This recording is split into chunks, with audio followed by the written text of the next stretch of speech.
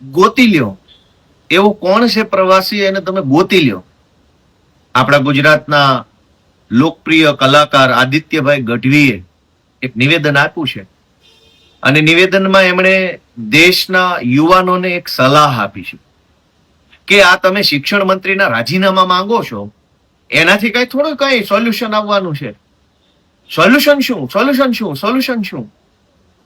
ભાઈ, સોલ્યુશન લેવા માટે જ તો દેશના કરોડો યુવાનો અહીંયા જંતર મંતર ઉપર એકઠા થયા છે.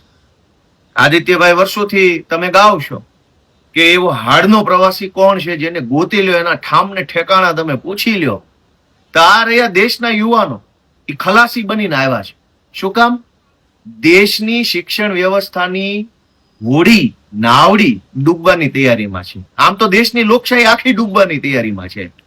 હવે આ હાડના પ્રવાસી બધા દેશભરના યુવાનો ભેગા થયા છે, ખલાસી બનીને આવ્યા છે કે આ જે દેશની લોકશાહીની નાવડી ડૂબવાની તૈયારીમાં છે, દેશની શિક્ષણ વ્યવસ્થાની નાવડી જે ડૂબવાની તૈયારીમાં છે, એને જરાક હલેસો મારી અને પાટે ચડાવી એવી તૈયારીમાં ભેગા થયા છે. દોસ્તો, આદિત્યભાઈ એવું કીધું કે આનું સોલ્યુશન શું? શિક્ષણ મંત્રી રાજીનામું આપે એનાથી કઈ નીટની પરીક્ષાના પેપર લીક થવાનું થોડું બંધ થશે? પેપર લીક થવાનું બંધ થાય, બંધ ન થાય, પણ જવાબદારી તો નક્કી થાય.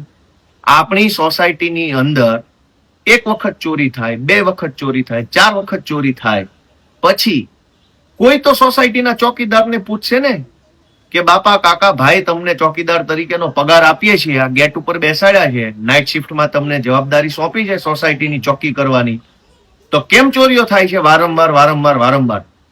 અને પછી સોસાયટીમાં વારંવાર ચોરી થાય તો સોસાયટી એક ચોકીદાર તો બદલે છે. કમસે કમ ચોકીદાર બદલવાથી ચોરીઓ બંધ થઈ જાય એવું તો સોસાયટી ન માનતી હોય, પણ જવાબદારી તો નક્કી થાય જ કે આ ચોકીદાર છે એ આળસુ છે, કામ નથી કરતો, સૂઈ રહેશે.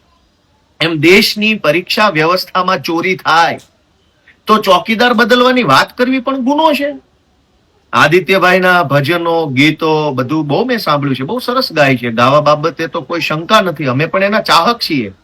પણ દેશના કરોડો યુવાનો જયારે ખલાસી બનીને આવ્યા હોય ને, અને તમે તો ગાતા હતા કે કાંઠેથી જાતું જા દરિયે, દરિયેથી જાતું જા તળિયે, તો આ દેશના યુવાનો કાંઠેથી દરિયે એટલે કે જંતર મંતર આવ્યા છે, જંતર મંતરના દરિયેથી તળિયે જઈ અને તળિયામાંથી આખી વ્યવસ્થા સુધારવાનો પ્રયત્ન કરી રહ્યા છે. એને સલાહની નહીં, યા તો સહકારની જરૂર છે, યા તો ચૂપ રહી અને સમર્થનની જરૂર છે. એટલે જે આપી શકાય એ આપીએ, પણ માનનીય આદિત્યભાઈને આપણે નમ્ર વિનંતી કરીએ. હું કોઈ ટીકા ટિપ્પણી નથી કરતો, તમે ખૂબ સારું ગાઓ છો, પણ દેશના યુવાનો દેશની વ્યવસ્થા સુધારવા માટે આગળ આવ્યા છે. એવું નથી કે દેશની સરકારો બદલી નાખશે, એવું નથી કે દેશમાં સરકાર ભાજપમાંથી બીજી પાર્ટી, ના, એવી કોઈ વાત દેશના યુવાનો નથી કરી રહ્યા. દેશના યુવાનો માત્ર એટલું જ કહી રહ્યા છે કે પહેલું, સિસ્ટમ ખરાબ છે એને સ્વીકારો. બીજું કે સ્વીકારો તો જેના કારણે ખરાબ છે એ માણસને બદલો. અને ત્રીજું કે પ્રયત્ન કરો કે આવું બીજી વખત ન થાય.